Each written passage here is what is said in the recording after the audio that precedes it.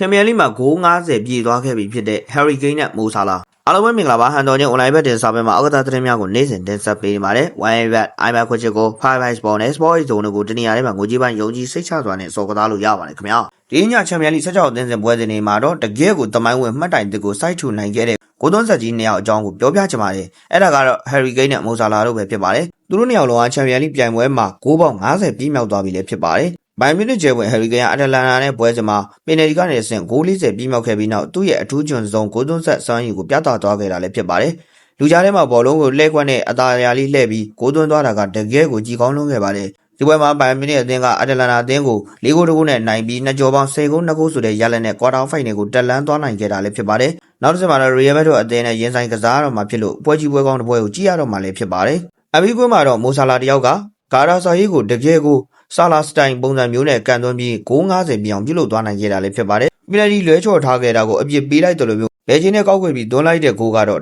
တကယ်ကိုရှယ်ဂိုးဖြစ်ခဲ့ပါတယ်လီဗာပူးကလည်း၄ဂိုးတကူနဲ့နိုင်ပြီးကွာတာဖိုင်နယ်မှာ PSG နဲ့တွေ့ဆုံရတော့မှာလည်းဖြစ်ပါတယ်အခုဆိုရင် Harry Kane နဲ့ Mohamed Salah နှစ်ယောက်လုံးကချန်ပီယံလိတမိုင်းတစ်လျှောက်ဂိုးအများဆုံးစီးရဲနဲ့မှာ Thierry Henry နဲ့အတူဖူးတဲ့အဆင့်30မှာရပ်တည်နေပြီလည်းဖြစ်ပါတယ်ရှေ့မှာတော့ Nestor Ryan 56ဂိုး Thomas Muller Haaland 59ဂိုးတို့ရှိနေပါသေးတယ်သူတို့နှစ်ယောက်အဒီတက်မကဂိုးတွေဘယ်လောက်ထိထပ်သွန်းနိုင်မလဲဆိုတာစောင့်ကြည့်ရတော့မှာလည်းဖြစ်ပါတယ်ဒီနေ့ဗီဒီယိုလေးကတော့ဒီလောက်ပါပဲနောက်နေ့ဒီမှာလည်းအားကစားနဲ့သက်ဆိုင်တဲ့အကြောင်းအရာတွေကိုတင်ဆက်ပေးသွားမှာဖြစ်တာကြောင့်ကျွန်တော်တို့ရဲ့ channel လေးကို like and follow ပြုလုပ်ခဲ့ကြဖို့တောင်းဆိုချင်ပါတယ်အဆုံးထိနားဆင်အားပေးခဲ့ကြတဲ့ပရိသတ်တယောက်ချင်းစီတိုင်းကိုကျေးဇူးထူးပဲတင်ရှိပါတယ်ခင်ဗျာ